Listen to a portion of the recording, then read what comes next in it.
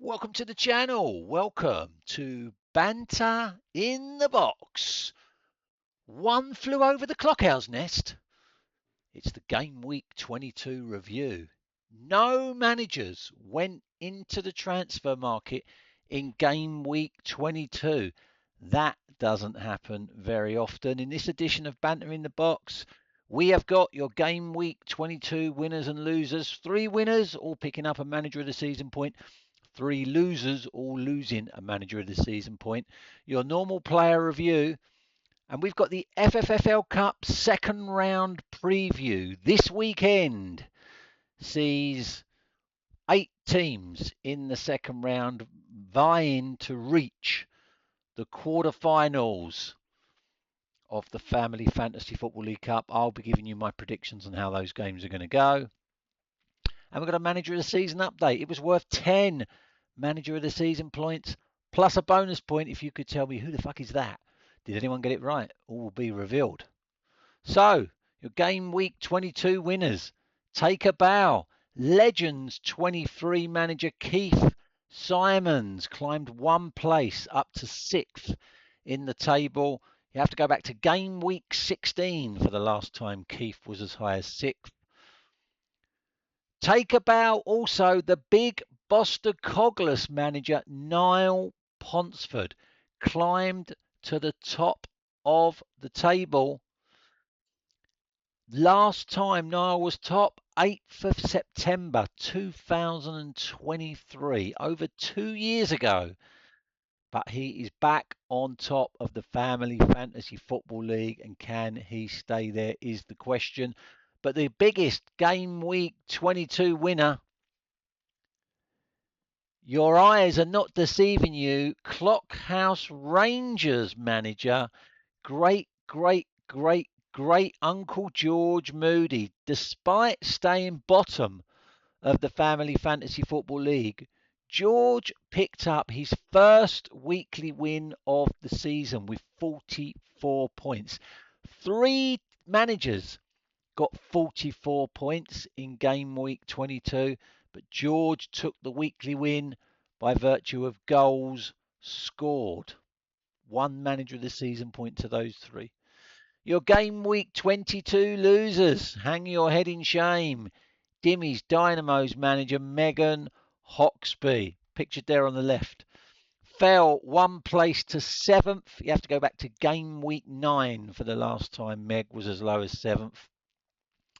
And oh my word, the Creed Bratton Society's Mad Hatter dropped a place to 2nd after 13 consecutive weeks at the top of the Family Fantasy Football League. He drops down to 2nd, hasn't been that low since Game Week 8. But the biggest Game Week 22 loser, well, a week is a long time in football. She was the Game Week 21 winner, getting a weekly win, but she was the lowest scorers in Game Week 22 with just 21 points. No happy endings manager, Di Maloney. Those 3 managers all losing a Manager of the Season point. Player review. Here are your top goalkeepers. A good week for Kelleher of Brentford. 7 points. He goes into the top 10. A good week for Royce of Sunderland. No one's taken a punt on him. £11 million. But he climbs up to the 7th highest scoring goalkeeper in the competition. And a good week for David Raya of Arsenal, who stays out in front at the top of the goalkeeper charts. Martinez of Villa is still available as well. £8 million. Not bad for a goalkeeper. Top defenders. Great week for Arsenal. Saliba climbs into the top 10 with 12 points this week. Gabriel goes joint 3rd with 12 points. And Timber extends his lead as the highest scoring defender. Only 1 manager's got him. 11 points for him. Nunes of Man City still available for transfer. Only 10 million as well. That's not a bad price for someone who's got 122 points this season. Your top midfielders. Great week for Declan Rice of Arsenal. 10 points for him. Makes him the ninth top scoring midfielder in the competition. A good week for Semenyo of Manchester City, who climbs to be the sixth high scoring midfielder. Fernandes has had a really good week despite Chelsea losing in the League Cup semi-final. He extends his lead as the high scoring midfielder with 173 points. Cherky still available. He is a premium, £18 million, but 123 points is good going. And then your high scoring strikers. Good week for João Pedro of Chelsea, who's gone second in the striker table. A good week for Ekitike of Liverpool, still available for transfer. Ekitike, the sixth high scoring striker. Gyökeres moves up to eighth, and he is still available for transfer, as is Altamada, although all of those are coming at a premium, 25 and 26 million pounds. So, FFFL Cup second round. These are all of the teams that finished second and third in their respective groups in the first round. The four group winners went straight in to the quarterfinals in the first full fixture weekend in March. These 8 teams are battling to join them in the quarterfinals. And we've got Greece Lightning currently third in the table up against the Musketeers, who are 8th. Now, I think this is going to be really, really close. But I'm going to see, it could even be a draw. But I'm going to say Greece Lightning just to edge it. Error 404, 11th in the table against Dimmy's Dynamos, who are 7th.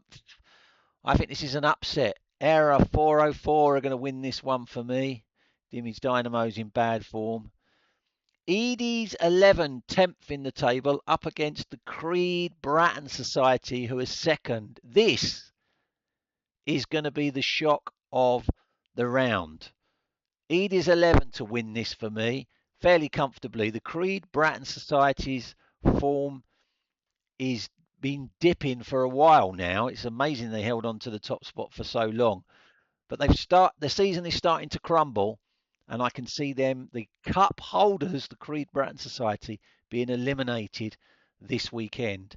And then the big Bostocoglus, who have just gone top, up against 19th place Gobi Desert Canoe Club.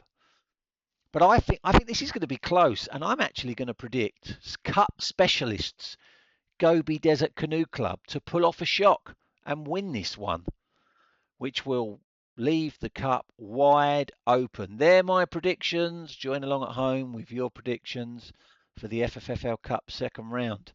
Who the fuck is that? 10 manager of the season points. If you could tell me which current Family Fantasy Football League manager was pictured there, and you would get a bonus point if you could tell me the body part. Now, I'm just checking. One final check. And I can tell you that nobody had a guess. I've got you beat. So here's the manager of the season table, top half anyway. Jordan Williams drops to joint ninth for being a game week 22 loser. Niall Ponsford stays fifth for being a game week 22 winner. I stay fourth, close the gap on Megan because I got the manager of the month for January. That got me a manager of the season point. Megan drops to third for being a game week 22 loser, but it's still Mark Benwell out in front. But it is very close, as you can see in the manager of the season table. Very close. And it could, I mean, someone in the bottom half could go top. If only they could tell me who the fuck is this, because it's worth 11 manager of the season points if you can tell me which current Family Fantasy Football League manager is pictured there. And if you get the body part, I'll give you a bonus point. So a possible 12 manager of the season points on offer. That is it for your Banter in the Box this week. Join me next week where I will be revealing the FFFL Cup second round results. But until then, goodbye.